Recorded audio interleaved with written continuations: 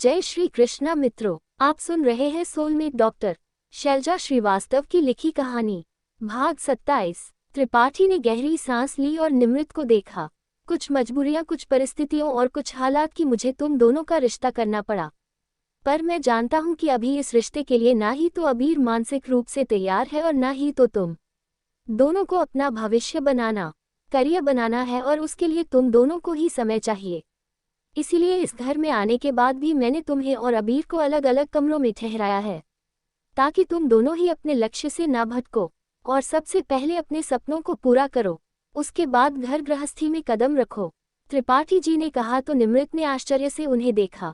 अगले ही पल उनके पैरों में झुक गई। यह क्या कर रही हो बेटा? त्रिपाठी ने उसके कंधों पर हाथ रखकर कहा। पहली बार आज जीवन में ऐसा व्यक्ति देखा है जो अपने बेटे के साथ साथ अपनी बहू के सपनों के बारे में भी सोच रहा है, वरना अब तक तो ससुराल के नाम पर लड़कियों के सपने टूटने का ही सुना है पापा। निमृत ने कहा, मेरी कोशिश पूरी रहेगी तुम्हारा कोई सपना ना टूटे।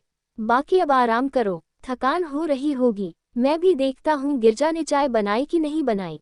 त्रिपाठी बोले और कमरे से बाहर निकल गए। तभी सिमरन कमरे के अंदर आ गई। दीदी आप चाय पियोगी? वह गिरिजा बुआ पूछ रही थी। सिमरन ने कहा, नहीं, कुछ भी दिल नहीं कर रहा है अभी खाने पीने का। निमृत वहीं बैठे हुए बोली, क्या हुआ दीदी, इतना परेशान क्यों हो रही हो? आप तो हमेशा मुझे समझाती हो, फिर आप इतना टेंशन क्यों ले रही हो? ऐसे कैसे चलेगा? सिमरन ने निमृत का हाथ थाम लिया। टेंशन नहीं ले रही, पर पता नहीं क्यों कुछ भी ठीक नहीं लग रहा है। एकदम से इतना बड़ा बदलाव आया है जीवन में कि एक्सेप्ट नहीं कर पा रही हूँ। पता नहीं आगे सब कैसे होगा। सब अच्छा ही होगा दीदी, पापा कितने अच्छे हैं, कितना ख्याल रखते हैं, सिम्मी ने कहा। पर यहाँ बात सिर्फ पापा की नहीं है बेटा, यहाँ परिवार में और भी लोग हैं। समीर है, गिरजा बुआ है, दादी है और अबीर भी। वो लोग क्या चाहते हैं, किस तरीके से हमें स्वीकार करते हैं, ये भी तो देखना पड़ेगा। निम्मी कुछ सोचते हुए बोली, पर दीदी, सिम्मी यह मत भूलो कि अब हम दूसरे के घर में रह रहे हैं। हम अपने हिसाब से चीजें नहीं कर सकते। हमें ऐसे काम करना होगा कि सामने वाले को तकलीफ ना हो। हम यहाँ पर किसी को भी हर्ट नहीं कर सकते, किसी के खिलाफ नहीं जा सकते। पर दीदी ऐसा कैसे हो सकता है? सब साथ में है तो कभी ना कभी तो बातें ऐसी होगी ना जो हमें उनकी पसंद नहीं हो, और उन्हें हमारी। जैसे अभी मुझे ये समीर नाम का बंदा बिल्कुल भी पसंद नहीं आया, पर इसका मतलब ये तो नहीं कि हम इस घर से चले जाएंगे। सिम्मी ने कहा, नहीं सिम्मी, हम इस घर से कहीं नहीं जाएंगे, हम जा ही नहीं सकते। इस घर से रिश्ता जुड़ चुका है मेरा, और सबसे बड़ी बात कि अच्छा हो या बुरा हो अब यही मेरा भाग्य है, और मैंने इसे स्वीकार कर लिया है।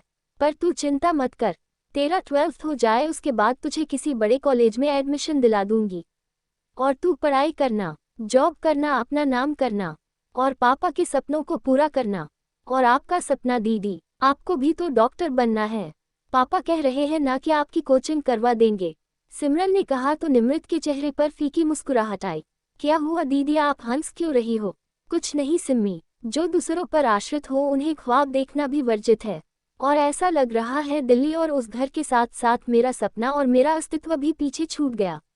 अब बस मैं ये चाहती हूँ कि तेरे सारे सपने पूरे हो, और तुझे कहीं पर भी कॉम्प्रोमाइज़ न करना पड़े। उसके लिए मुझसे जो बन पड़ेगा वह मैं करूँगी। बाकी डॉक्टर बनूंगी कि नहीं बनूंगी मैं नहीं जानती। सच कहूँ ना तो अब दिल भी नहीं है। मुझे लगता है कि अब पॉसिबल नहीं है ये सब। आपको ऐसा क्यों लगता है दीदी? बस लग रहा है, और तुम जानती है ना, कभी कभी हमारे अंदर से हमें कुछ फीलिंग आती है और वह सच होती है। बस वही मुझे भी महसूस हो रहा है, निमृत ने कहा, और गहरी सांस ले टेबल पर रखी सुधाकर की तस्वीर देखी जिसमें वह और सिम्मी साथ थे। आंखों में आंसू आ गए। तभी समीर दरवाजे पर आया। उसने दरवाजा नॉक किया। भाभी, आपको और सिमरन को बुआ ने बुलाया है चाय पीने के लिए, आ जाए आप लोग बाहर, समीर ने कहा तो निमृत और सिमरन दोनों बाहर आ गई।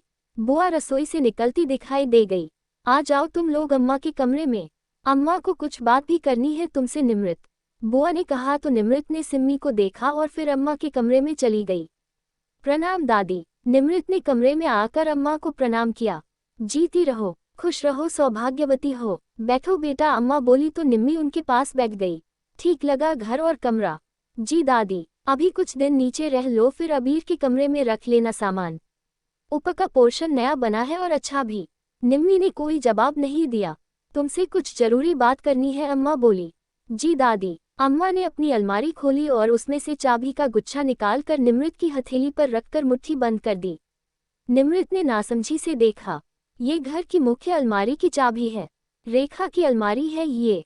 अम्मा ने एक गोदरेज की अलमारी की तरफ इशारा किया। रेखा तुम्हारी स्वर्गीय सास, अबीर की माँ। रेखा की अलमारी से मतलब यह नहीं है इसमें देखा के कपड़े हैं, इसका मतलब है यह इस घर की चाबी है। इस घर के जेवर, इस घर के पैसे, जमीन के कागज, सब कुछ इसी अलमारी में रहते हैं। मैं बूढ़ी हूँ, भूल जाती हूँ। गिरिजा अपने घर चली जाएगी 1-2 रोज में। रेखा सब देखती संभालती थी।